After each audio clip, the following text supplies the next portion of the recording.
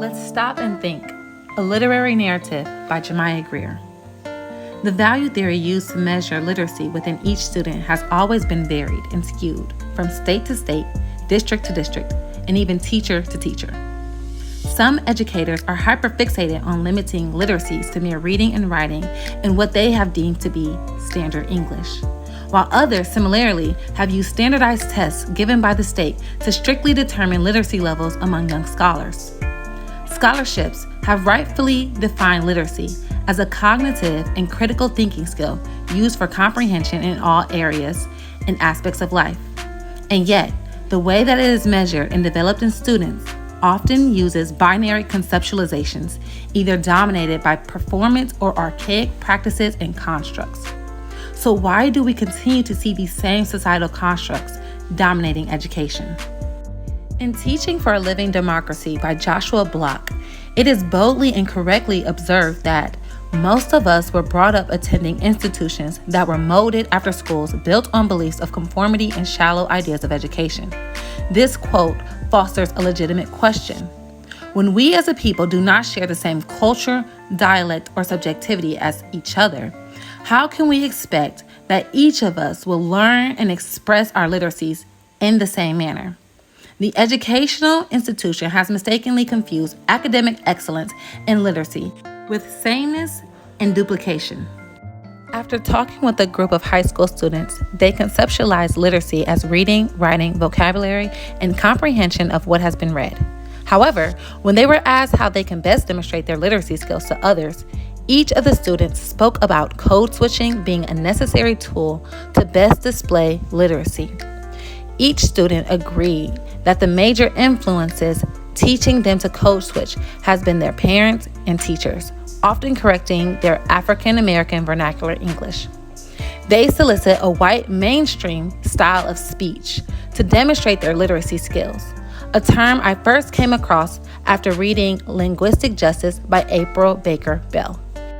According to I Can Switch My Language, But I Can't Switch My Skin, a chapter in Baker Bell's The Guide for White Women Who Teach Black Boys, white mainstream English is the expected language in schools because it represents white linguistic norms, not because it is a universal, proper way of using language. When asked why do they think they get corrected in their speaking style, one student spoke up saying, to learn how to talk professionally in front of other people, and when we get a job and start to do big things in our life. Another student chimed in saying that her dad, who was an entrepreneur, taught her the value of code switching, saying, the place we get our accounts from and stuff, they don't love me because we're good at our job. They love me because we know how to talk. I can't talk to them big white people like this. Similarly to Baker Bell, I found that the Black youth that I have come to know through my teaching and research experiences indicate that they are fed up with the cover-ups and uncritical language pedagogies that do not consider their language intellectually valuable. It was unfortunate but understandable hearing my students equate formal, proper, and professional speaking as being synonymous with white mainstream English. Like me and many other Black boys and girls, they have been taught explicitly and inexplicitly to believe that their language is inferior, unintelligent, and informal. April Baker Bell declares that by attaching stereotypes of intellectual inferiority to language styles, we display linguistic racism. Furthermore, she states that code switching is a response to the technical differences between Black language and white mainstream English, but ignores the racial and cultural tensions that underlie such pedagogies. Black language is an appropriate and useful language to have in your repertoire, a tool used for effective communication both formally and informally. In a world increasingly becoming more diverse, the ability to communicate is a basic yet highly essential skill needed to reach various forms of understanding.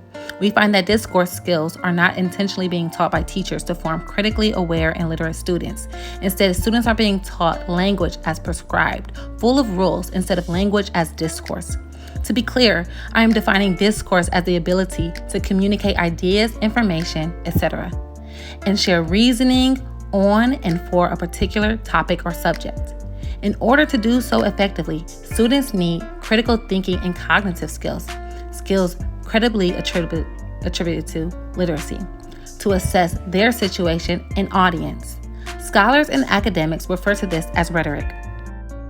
Baker Bell rightfully believes that we need classrooms where students and teachers learn to use language and literacy in critical and empowering ways.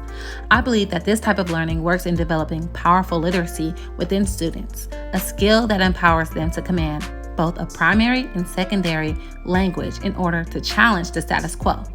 These rhetorical skills aid all students to be effective communicators who recognize the marginalizations and privileges associated with inequitable societal institutions and intersectionalities. To be literate in this age means independently comprehending and dissecting ideas from texts to develop deeper meaning through connections. The word independently here can be interpreted to mean on your own without any assistance, but it can also be interpreted to mean separate from standardized thinking. When the most praised minds in our society have been rebellious or innovative thinkers who stepped out of social norms and constructs, why will we muffle and stifle the independence, innovation, and creativity within the minds and language of our students?